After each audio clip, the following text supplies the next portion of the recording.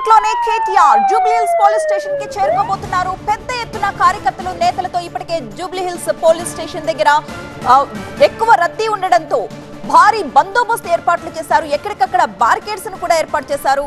మనం చూస్తున్నాం జూబ్లీహిల్స్ పిఎస్ నుంచి లైవ్ దృశ్యాల్ని.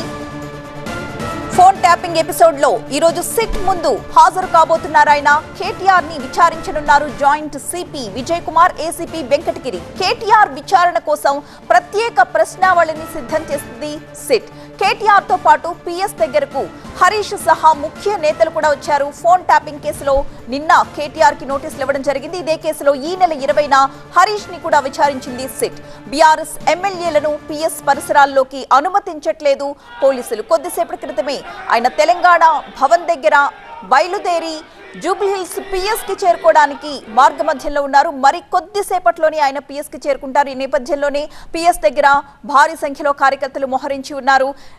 లాస్ట్ టైం మనం చూసాం హరీష్ రావు సిట్ ముందు హాజరైన నేపథ్యంలో చాలా పెద్ద ఎత్తున కార్యకర్తలు నేతలు అక్కడికి తరలి వచ్చిన నేపథ్యంలో వాళ్ళని కంట్రోల్ చేయడం కూడా కష్టతరంగా పారిన నేపథ్యంలో ఇప్పుడు లాస్ట్ టైం కంటే డబుల్ ప్రొటెక్షన్ అక్కడ మనకి కనిపిస్తోంది. ఎక్కడికక్కడ బారికేడ్స్ ఏర్పాటు చేశారు. పెద్ద సంఖ్యలో పోలీసుల్ని మోహరించి ఉంచారు. మరి కాసేపట్లోనే ఆయన అక్కడికి చేరుకోబోతున్నారు. అయితే తెలంగాణ భవన్ నుంచి బయలుదేరడానికి ముందుగా ఆయన ప్రెస్ మీట్ లో కూడా మాట్లాడారు. తాను ఎలాంటి తప్పు చేయలేదని, ప్రభుత్వమే కావాలని తమను వేధిస్తోందని, గత 2 సంవత్సరాలుగా ఈ కేసు పేరుతో నేతలకు నోటీసులు ఇవ్వడం, విచారణకు పిలవడం పరిపాటిగా మారిపోయిందని, సింగరేణి స్కామ్ నుంచి డైవర్ట్ చేయడానికే ఈ ఫోన్ ట్యాపింగ్ కేసు పేరుతో డైవర్షన్ పాలిటిక్స్ చేస్తున్నారు అంటూ మండిపడ్డారు కేటీఆర్. తనను వేధిస్తున్న రేవంత్ ని, ఆయనకు అంట కాగుతున్న అధికారుల్ని ఎప్పటికీ వదలబోను అన్నారు కేటీఆర్. ప్రస్తుతం మనం చూస్తున్నాం జూబ్లీహిల్స్ పిఎస్ దగ్గర భారీ భద్రతను ఏర్పాట్ చేశారు.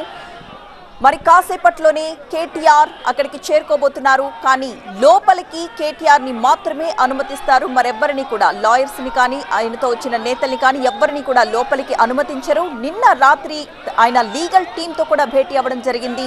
ఇప్పటి వరకు నేతల్ని సిట్ ఎలాంటి క్వశ్చన్స్ అడిగింది ఏమిటి అని ఈ సమాచారం అంతా కూడా లీగల్ టీం కేటీఆర్ తో మాట్లాడడం జరిగింది. అయితే కేటీఆర్ ఒక్కటే చెప్తున్నారు, తాను ఎలాంటి తప్పు చేయలేదు, తను పుట్టిన గడ్డ సాక్షిగా, అంతరాత్మ సాక్షిగా చెప్తున్నాను, తను ఎలాంటి అనైతిక పనులకు పాల్పడలేదు అని మరోసారి ఘంటాపదంగా చెప్పారు కేటీఆర్.